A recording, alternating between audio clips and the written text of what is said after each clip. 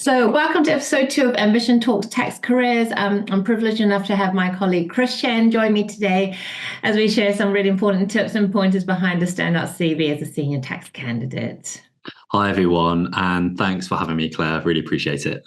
Amazing. Chris used to actually work in tax and joined us last year to focus on manager and senior manager tax hires within corporate tax, transfer pricing, and deals tax. I personally cover director and partner hires across the board. We have another colleague called Tasneema Rashid who covers senior manager roles within the private client and VAT space.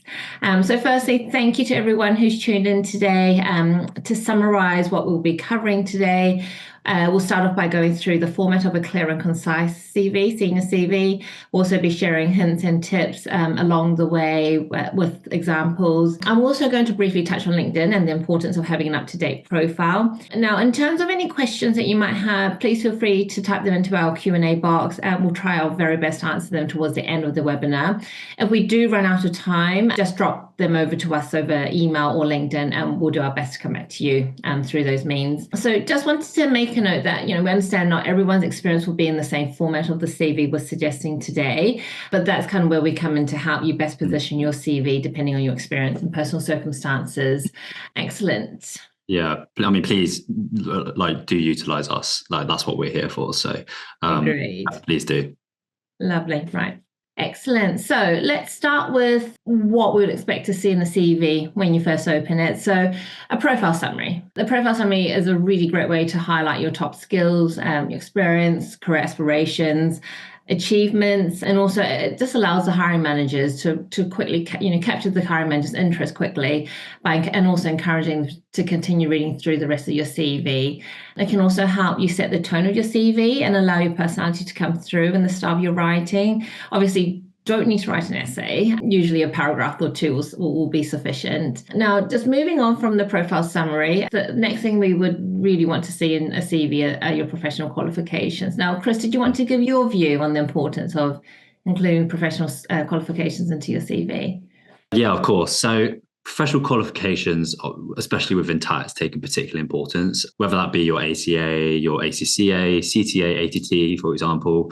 I mean, you may be wondering how much detail you need to give regarding these. I think if you have had first-time passes, definitely include these. It's definitely something to highlight because it just shows that you've done well in your exams. And also, as well, if you're a prize winner, then please do also include this. Regarding the CTA specifically, and I know it's obviously a prominent tax qualification, it's becoming more and more in demand over the past few years. And I think specifying which particular papers you've sat can be really useful because it highlights and demonstrates the sort of work that you are knowledgeable about. For example, whether you sat OMB or taxation on major corporates or ADIT. If it's not relevant to the role you're applying for, then be ready to also discuss this. For example, if you're applying for a corporate tax role, but you sat the personal tax paper, this may have been due to a career change or something like that, but definitely be ready to discuss this. This is something that they might question within the interview. Agreed. I actually had to go through an interview and they were asked which papers they took 10 years ago. So just be prepared, be ready for anything. But just to add to also what Chris has mentioned, the market has shifted around qualification. Back 5 to 10 years ago, we would comfortably be able to place candidates who were simply qualified by experience without any professional qualifications. However, we do feel that shifted quite significantly. There's been a lot more importance placed on qualifications, particularly within the tax industry. I've unfortunately had, situations where firms will completely dismiss CVs purely because the candidate wasn't CTA qualified, despite them having some really solid experience. So just sort of, putting it out there, just educating you as to how the market has moved. But yeah, so qualifications, very important. If you do have them, please include them as well. Just moving on to education. And how important is it to mention what university or school you went to? So in my opinion, we find it to be quite important, more so from a senior's perspective, and from it's kind of more, it's from we take from a networking perspective. You may be part of a powerful university alumni, which could demonstrate how wide your potential reach is. With, say, school leavers, we would highly encourage you to make it apparent in your CV that you were a school leaver. And you can simply do this by including your GCSEs or A-levels you sat before moving into a professional role. And now, at times, it can demonstrate that you have a lot of grit and determination, because going straight into the scary world of professional work straight from college can be extremely challenging for someone who was only 16 or 18 at that time. It's also a really great talking point if your interviewer went down the school leaver route as well. Because I think back 10, 20 years ago, it wasn't really common, especially when I started working. We hardly saw these sort of school leaver opportunities. Yeah. Now, next thing we wanted to cover is languages. Now, I would include languages if they are relevant to the role that you're applying for, or if you genuinely speak another language at business level. This can be beneficial. Now, Chris, I think, I know you have your take on this. Yeah, I mean, I think we're seeing such an expansion with firms in the UK focusing on international clients, particularly in Asia. So firms have or are beginning to set up teams such as China desks, for example, or Japan desks. These would really benefit from seeing your languages on the CV, whether you can speak them on the native or business level, such as Mandarin or Japanese. I think is useful on a business perspective if you can speak them, so definitely include them if you can. Completely agree. And also Southeast Asian languages are also becoming highly sought for as well. I think there's large growth area. And also German speaking candidates within tags. That's been quite interesting. Yeah, I mean, I did German at school for like 5 years, but I wouldn't put that on my CV for sure. No. I think definitely a big caveat on this is it has to be at a business level. There's no point putting a language in your CV if you say, for example, I can order dim sum in a Cantonese restaurant. Yeah. I'm not going to put that on my CV because I can't speak at a business level. So yeah, that's a big caveat for sure. Agree. Because you don't want to be in an awkward situation where you're in an interview and they're kind of asking you, how advanced is that particular language? And it's kind of like, yeah, I can get through on a holiday. It's not going to be so relevant.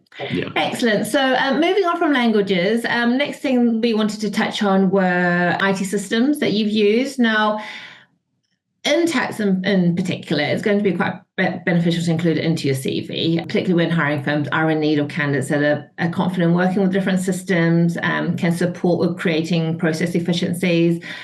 More so as we move into the world of AI, it's becoming more and more embedded into our daily lives. And within tax, we are working with huge amounts of data, and we do really need to, take into account the fact that we are going to be relying on systems. So being able to sort of demonstrate what you do know, what you have used, and you are someone who is somewhat, system aware will be quite beneficial as well to have in your CV. Yeah, Claire, I totally agree on that because when I worked in tax, I use software such as like Alpha Tax example. I use AI every day for my job. So it's definitely useful to show these skills on there for sure. Agree. And we're also using it in recruitment as well. So yes, it's a changing world now, I would say. Yeah, exactly. Yeah. Yeah, moving on. I mean, the next thing I think we should discuss is notice period, I think. Let's move on to notice period. Yeah, I mean, I've seen a lot of CVs in my time, and I would say probably about 95%, if not nearly 100% of the time, the candidates tend to just not include this in their CV. And even after discussing with them a lot of the time, some of them don't even know what the notice period is.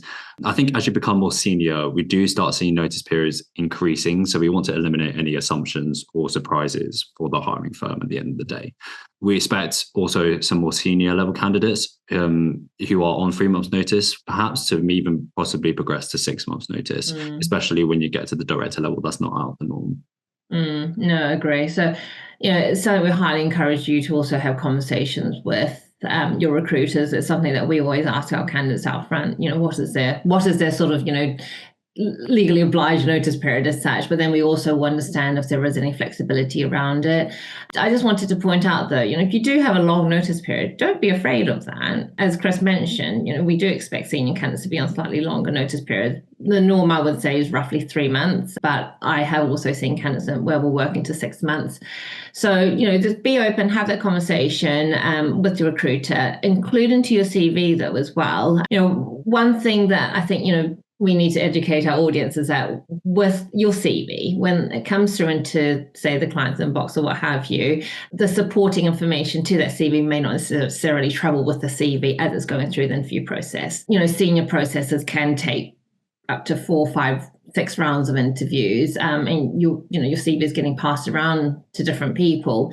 So some of the information that's not on your CV that was on, say, initial email that was supporting the CV won't go through. So include into your CV. It's more so just to eliminate any surprises. Some of the certain points of the interview. Some interviewers might be quite fixated on your notice period and assume that you might be able to join them in 3 months' time, but actually you're on a 6-month notice period, and potentially it's not going to change the decision whether or not you're a great candidate, but it might just mean, right, okay, what is it that they need to do in advance to be able to close that gap, or with regards to, say, maybe handover, will it be feasible? Will it be realistic to actually get a handover in place? So it's more just about manage expectations. Don't be afraid of the fact that if you are working to a long notice period, just to state it. One other thing is around flexibility of notice periods. We do have, I think, both Chris and I have experienced this as well. Candidates with a slightly longer notice period, they may then say, well, there is flexibility. However, they won't know until they actually formally resign. So with the flexibility aspect of it, obviously speak to your recruiter about it. They'll be able to give you guidance. Speak to us about it. We can give you guidance in terms of how much of that we disclose, or if it's the fact that it's not really going to add much benefit, or it could potentially sort of expose you in a way whereby we maybe mismanage expectations. We might not sort of talk about it. So obviously let your recruiter know, let us know. We'll give you guidance around that. But I would say if you feel that it's really is going to be very dependent on what's going to happen after you resign, then maybe sort of just keep that piece to yourself until there's a bit more clarity around the flexibility aspect. Yeah. Okay, now that's enough about notice periods. Let's move on to discuss experience. Now, Chris, did you want to start with your side? Yeah, I can begin with this. Yeah, thanks, Claire. So I think before going into the experience part of your CV, we do ask that all candidates ensure they have a full comprehensive CV, ensuring that the whole timeline is there. Like, you'll be surprised how many candidates we come across that don't mention any gaps that they have in their CVs. Now, everyone has their own reasons for this, whether that be you've gone on sabbatical, you've gone traveling, you've been on maternity leave, for example. But it is really important to include these in your CVs, as it not only informs us, but also informs the hiring managers, because if they don't have this information, they will ask us for this. So it's best to just include this from the get-go. Agree. Yeah. I think be as honest as possible as well with us. We're here to help you. There's nothing wrong, like Crystal's mentioned, there's nothing wrong with having gaps. Particularly with this day and age, it's great that people can actually take time out of work to develop themselves personally or spend time with their family, etc. So give us much information as you can. Speak to us, speak to recruiters, and we'll give you much guidance around maybe how much information you do share in the interview. It may not be relevant, but gaps are really important to include, just so you're not going to be in a situation in an interview when you're going through your experience and it's like, oh, okay, there's a bit of a gap here. What's happened here? You kind of want to be prepared, and you kind of know what to say when you do come across that. Yeah, definitely. Yeah. Regarding the experience then, I think there's a few key areas which we feel should be included within the experience section of your CV. Firstly, quite basic, but include the firm that you've worked at. Our rule of thumb is to start with the most recent experience at the top and then work your way down from there, as at the end of the day, the hiring managers want to see your most relevant experience. The next part should include your job titles, as you can see on the screen. So we'd highly recommend including the type of tax that you've worked in, particularly when you get to those more senior levels, where whether that be in corporate tax or personal tax, for example, it's really important to highlight these areas or specialisms to your potential employer to show that your experience is relevant. You'll be surprised the amount of CVs or the amount of people I talk to who just put tax consultant on their CV. What type of tax do you do? That's pretty important to know. On that note, it's also really important to show progression. So including the grades that you progressed through, as well as the dates that you promoted, as you can see on the PowerPoint slides. This shows that you've grown in your role and also gives hiring managers confidence. It may not always be the case, but if you happen to have a quick promotion as well, is even more of a reason to include these details. Again, a lot of people don't include this, and they've jumped from, for example, a tax senior in their role job to suddenly a senior manager in their new job. But where is the progression there? So hiring managers would really want to see that. One other thing to add actually is whether you've been on any secondments. So if you have, then I would definitely advise including these, as they're likely to be very value adding to your experience. It's beneficial to see what other skills you developed, as well as if you've worked in a completely different environment, for example, industry, as it not only shows you've got a deep breadth of experience, but also shows your adaptability at the end of the day, being able to work in different environments. Claire, did you want to touch on any other areas? I think that's what I wanted to cover. Yeah, I think career changes. We've noticed, particularly within the world of tax, quite a few of our candidates have had previous careers. Like, Chris, you've had. Yeah. I myself wasn't in recruitment before. I was doing audit and banking. However, no, if you've had a career change, absolutely include into your CV. It just helps to show a full, complete, timeline of your career. But what I would say is you don't need too much details. A summary of the dates that you were in this other profession and maybe what you were doing is more than sufficient. So we've seen teachers, turn tax consultants. We've seen engineers turn tax consultant. We've seen recruiters even turn tax. So what Chris, opposite of what Chris has done. So do include it just so it's you can see sort of the progression from maybe when you graduate from uni, when you finish up from school, and then sort of moving through your career path. But yeah, so that's pretty much what I wanted to add to that as well. Now, Chris, did you want to touch on some of the key points regarding senior manager CV specifically? Yeah, so I'll cover everything to do with senior managers, and Claire will then move on to director levels.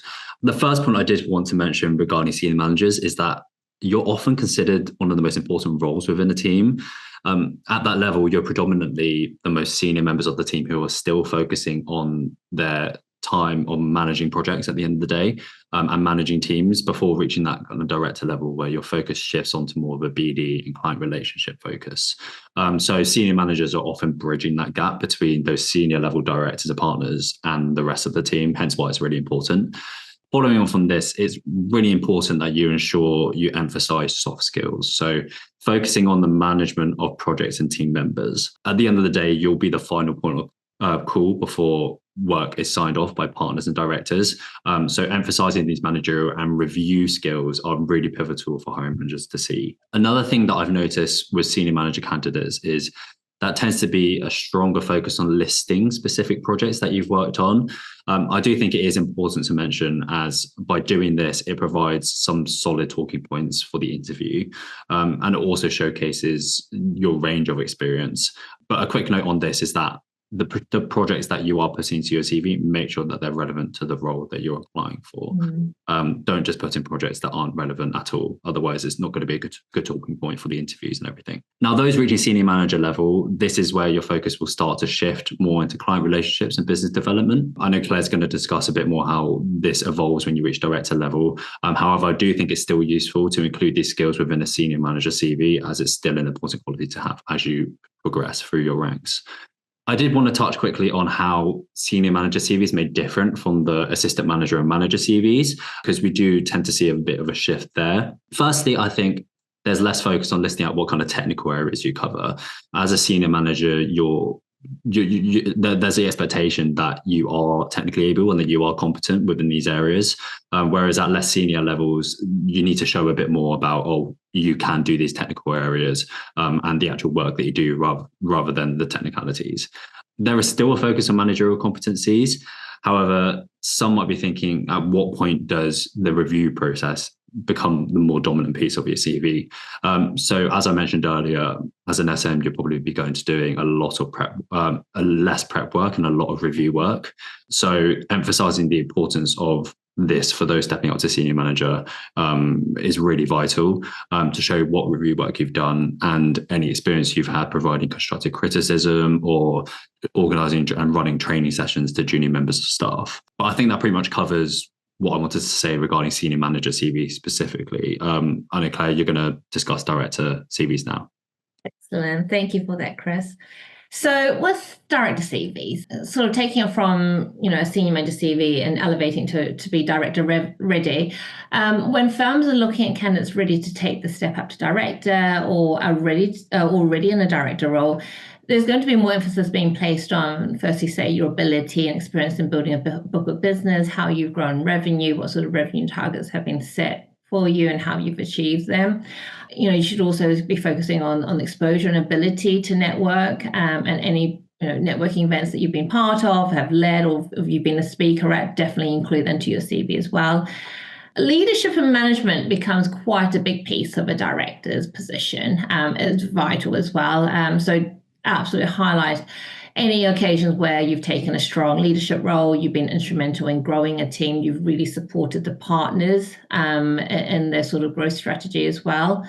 Then looking into sort of from a client side, I would highly encourage mentioning any sort of important client relationships that you've built and developed. I always say to candidates, the more difficult client, the better. Ones that you've really taken a lot of time to win them over, or there was a lot of competition, or anything that was kind of a bit out of the norm. Those are great talking points and really worthwhile including to your CV. So just on projects as well. So Chris did mention around including projects into your CV as a senior manager.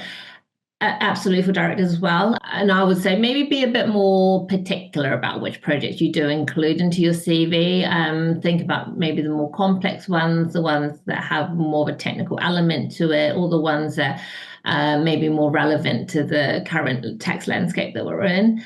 And I think, finally, just going back to sort of the leadership and management side of things, just taking a step forward with that. So any involvement that you've had around sort of setting up the team, really supporting the business's growth strategy, those are really, really good things to include as well into your CV when you're trying to kind of emphasize and demonstrate that you are director ready, or that you have already stepped into that director role. Excellent. I think there's a few more things. Krista, was there something else that you wanted to mention as well? Yeah, so I think regarding publications is something that I wanted to bring up. I think if you've been involved in any publications or articles, then definitely include them into your CV, especially, and also include a link to the article as well. I think it demonstrates your ability to communicate with a wider audience around key legislation, any changes or updates or major tax issues that are going on within the industry right now, for example, like BEPS Pillar 2.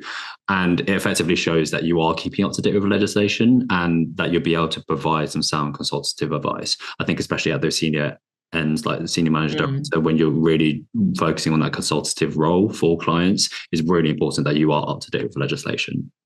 Agree on that completely.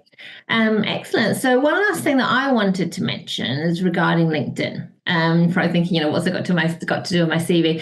LinkedIn is so important, I think, particularly at the senior end. It's such an important tool to help you build out your network as your focus becomes more on business development as you progress through your career. Senior level candidates often, I think, dismiss the importance of this. I've had candidates say to me, "Oh, there's no point setting up my LinkedIn before unless I'm, looking for a job." I would say, maybe I think 5 or 6 years ago, this could have been the case. I think, LinkedIn was at a very different place back 5-6 years ago, but, where it's at now it's so developed. It's such a powerful tool as well. And so I think, it's becoming more and more important that you do have a strong presence on LinkedIn. Just to give you an example, a few of my candidates who've been through the director sort of, business case part of the interview process, as they're putting the business plans together, more likely than not, they will reference back to the work that they've done on LinkedIn to build their profile in order to reach a wider network of prospective clients. So I think, please don't dismiss the importance of LinkedIn. And it also very much helps to supplement your CV as well. We've had clients actually, so we'll send the CV and then we'll have them sort of come back to us to say, right, okay, do you mind to share the link of the candidate's LinkedIn profile? Obviously, because they don't have one, because they can't find it. But it just goes to show that, I think by default, having your CV in front of them, they will then probably look to see what you've got on LinkedIn as well, or what you've got on the web. So just some basic things I thought I'll cover to help improve your LinkedIn profile. One thing is a profile photo. So definitely have an updated profile photo. I think it's always nice to have a photo as well on your LinkedIn page. It's nice to be able to feel that that person when you meet them. So it's not just that first kind of initial and unfamiliar feeling that you get when you meet someone the first time. Always ensure that your LinkedIn profile is accurate, as mentioned. Our clients will actually go onto your LinkedIn just to see who you are, and also be able to tie your CV back to your LinkedIn profile as well. So please make sure that all the information on it is correct. As mentioned, LinkedIn is such a powerful tool. If you can, we highly encourage regularly posting and engaging in any sort of current professional discussions. I know there's been a lot that's gone on, more so last year, I think, around the budgets, and then this year around the non-dom tax rules as well, how that landscape's changing. So being involved in those discussions just really helps to elevate your profile. Our colleague actually mentioned to us a few weeks ago that she was at a networking event, and she had someone come up to her who she's never met before, and this person actually said to her, "Oh, I've seen you on LinkedIn. I really love the videos that you've been posting." And actually following that, she managed to convert this person to a client. So it just goes to show how powerful LinkedIn actually can be. Yeah, definitely. I think also just take some tips and tricks from us. I mean, our profiles are up to date. We use it every day. That's our job. So take a look, utilize our profiles, and for some recommendations. And of course, if you have any questions on our profiles, then obviously do reach out. Agreed. Right. Now that's enough about LinkedIn. I think obviously a whole load more that we can cover, but we'll probably do that another time. Chris, was there anything else that you wanted to add in general? I think that's pretty much everything to cover. I think we've done quite well there. Excellent. Now, we've had some interesting questions pop through, so let us just go through them now. So firstly, thank you to everyone who sent in their questions. As mentioned, we'll do our very best to answer as many of them as we can. If we don't manage to, please do reach out to us directly after this webinar, and we'll do our best to come back to you. So first one we have is, should I include hobbies and CV and interest into my CV? Okay, my take on this, I think absolutely do include them into your CV. Benefits here, I would say, is that, if you have a common interest with the interviewer, it helps to break the ice a bit. I remember actually I had a client comment on my candidate CV who had mentioned something about being a big golfer or what have you. And funnily enough, the client actually said, "Oh, this will be beneficial that the candidate knows or enjoys a good round of golf," because they've apparently had successful cases of winning clients whilst on the golf course. So there are benefits to that. Chris, did you want to add anything to that? Yeah, I think, from personal experience, I included hobbies into my CV. I mean, I was a piano teacher for a good 7 years before I joined tax. So I think if it's relevant and has skills that are relevant, definitely include. Because when I had my interview, they actually brought that up and they said, "Oh, you taught for 7 years, and that's a really good skill to have. We like that, especially in tax, where they like people to coach people, especially at those senior level ends." So definitely include stuff like that, I think. Agreed. Next question we have is it okay to use AI to write my CV? Really good question. Let me start this one off as well. Okay, AI is becoming very, very important. It's becoming, as mentioned, very immersed in our daily lives. And I'm very keen to share my point of view on AI. It's an absolutely amazing and constantly evolving tool. And it is here to help us as humans to enhance the way that we do things. However, when it comes to your CV, I would highly, highly discourage asking the likes of, say, ChatGPT to write your CV. Now, not only are there softwares out there which will easily identify whether your CV is being written by AI or not, but also just removes the authenticity, I think, of your CV and the genuine experience that you have. Now, where I would encourage you to potentially look at using AI maybe to support your CV writing is, write your CV, and it might be the fact you push it through AI, through a program afterwards, just to help you make it more concise. Or if you're trying to still word something, you just can't get it right, use AI in that sense, but please don't use it to write your CV. We can tell as recruiters as well, but also, as mentioned, there are tools out there where I think definitely the larger companies by default will run your CV through just to see if it was written by yourself or by the computer. Keep it personable at the end of the day. Agree. Is a document about you, so keep it personal. Yeah, so I think, write your CV yourself, but then just use AI as a supporting tool. Next question we've got is, should I include a photo of myself in my CV? Chris, do you want to take this one? I'll take this one. I get this so often, but we often do see people's photos in CVs. I'm just going to say it straight up. There's no need to put a photo of yourself on there. You just got to think from a business perspective. Does it add any value to your CV? At the end of the day, it doesn't. You have your photo on your LinkedIn as well anyway, but I think that's the place to get your photo, but not your CV. And also we're seeing, as ED&I obviously becomes increasingly more important throughout the industry, I think there's a real push on that, particularly with the industry right now. Often firms' application systems will automatically remove pictures anyway. This just removes any unconscious bias. So I think just leave that out. No need for it. Agreed. Yeah. There's another one here which is asked about length of CV.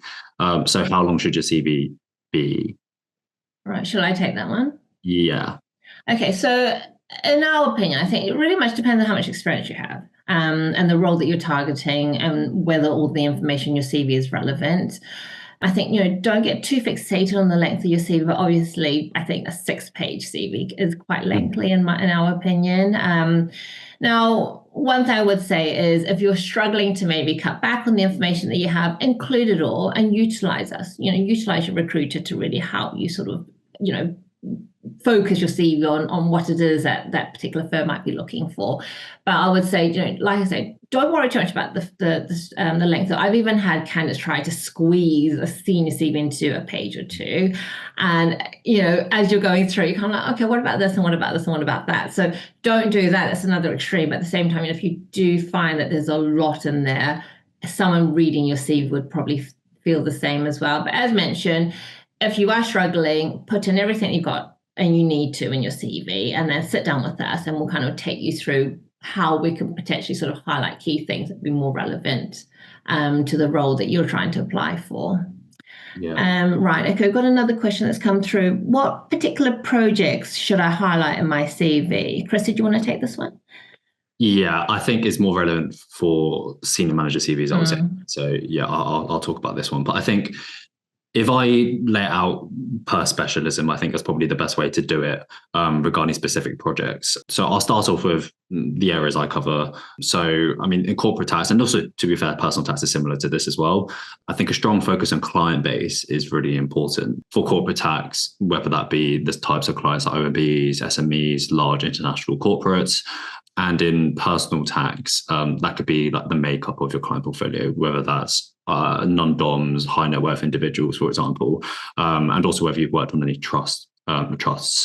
Both of these areas should focus on the specific sectors that you've worked in, like FS or creative sectors and stuff. That's really important as well. Transfer pricing is the other area I cover. I think if you focus on transfer pricing in all areas, especially outside of those outside of the big four, if you're applying to a role, for example, that's FS focused, then obviously include projects that are FS focused, like if you've worked on banks or insurance firms or asset management companies. So really tailor that for the role you're applying for. And then the last area I'd cover is deals tax. So I think with deals, definitely include certain deals that you've worked on, whether that be PEE or an infra deal, again, just focusing on the requirements of the role. And I know our colleague Taz isn't on the webinar, but she covers VAT, but I think I'll just cover this one. But any VAT specialists should, I think, highlight any complex advisory cases that you've worked on. And I think similar to corporate and personal tax, you should definitely include sectors that you've worked in. Again, very important. But that's what I cover. I know, Claire, you cover US tax. So do you want to run through that?